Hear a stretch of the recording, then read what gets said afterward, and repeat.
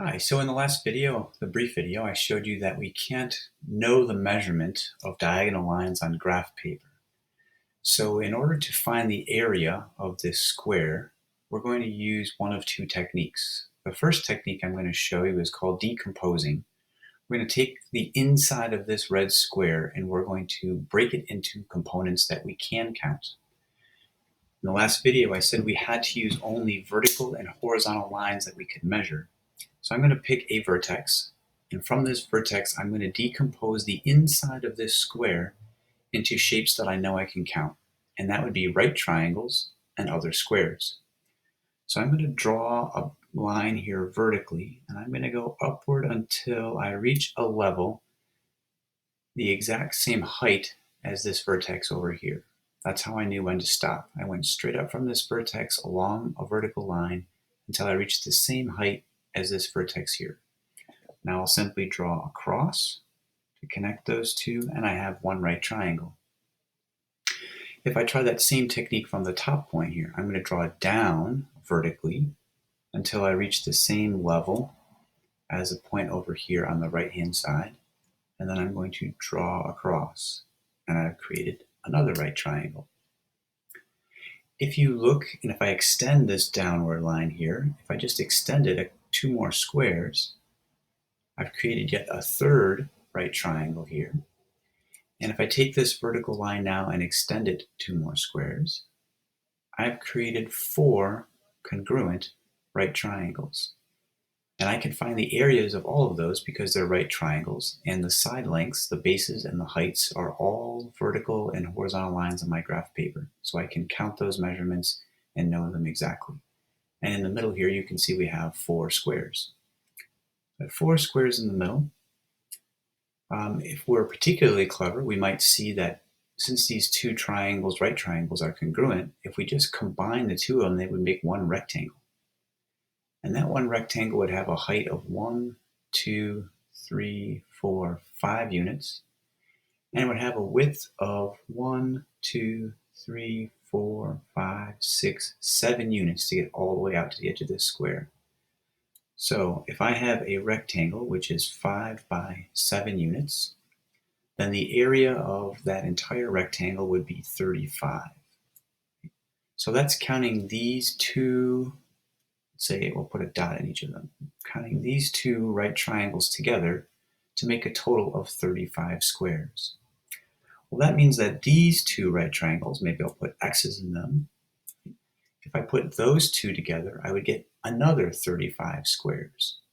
So we add those together. We've got 35 squares from two of the right triangles, 35 squares from another two right triangles, and the four little squares left in the middle. And that would give me a total area of 74 squares. So there is one technique. It's called decomposing. Make sure you're always drawing lines that are vertical or horizontal to create right triangles and squares.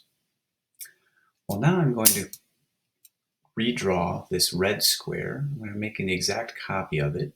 Right? You can see I started with a green point here.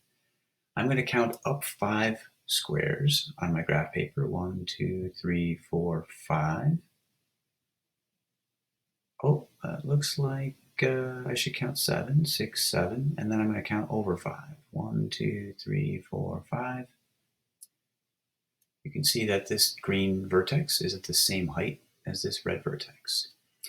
So I'm going to keep counting like that. I'm going to count 7 across. 1, 2, 3, 4, 5, 6, 7. Turn 90 degrees and go down 5. 1, 2, 3, 4, 5. Boom.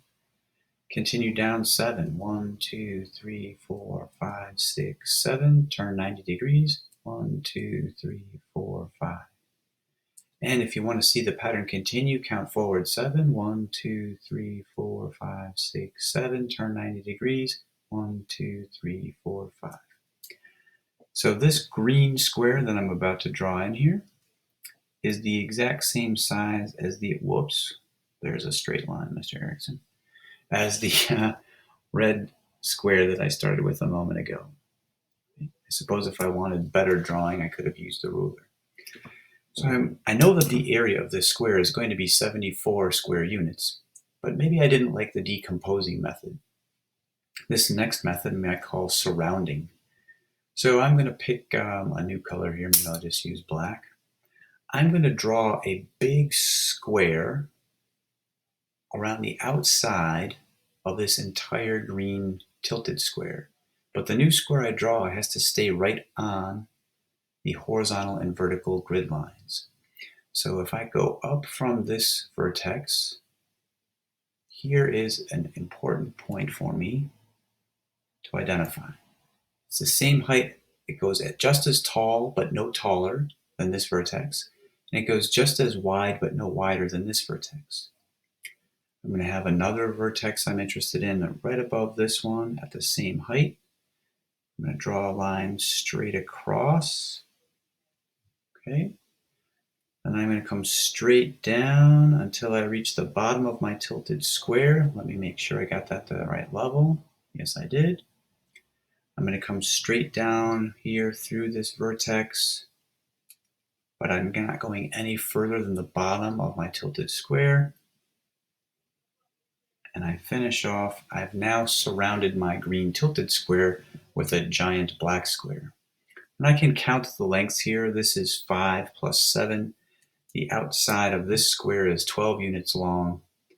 5 plus 7 is also 12 units along this side. So all of this space, including some inside the green square, but some outside of it, is 144 square units. But that's obviously too much. What I need to do is I need to remove these right triangles.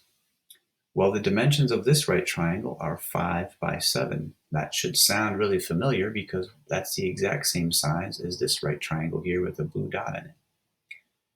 And since these are all congruent, guess what the dimensions of this right triangle are? It's also going to be 5 by 7.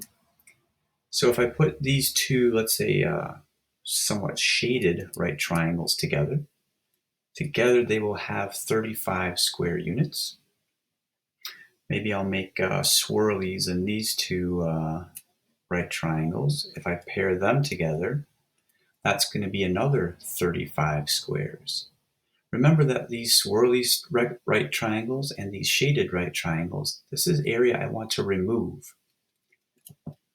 35 squares in the first pair of right triangles, 35 squares in the second pair of right triangles, gives me a total of 70 squares that I want to remove. Unwanted space. So I'm going to go to my 144 total and I'm going to remove 70 squares of space. And look at that, it gives me the exact same area as I found using the decomposing method. So we can find the area of tilted squares using either of these techniques. You should choose the technique that you like the best.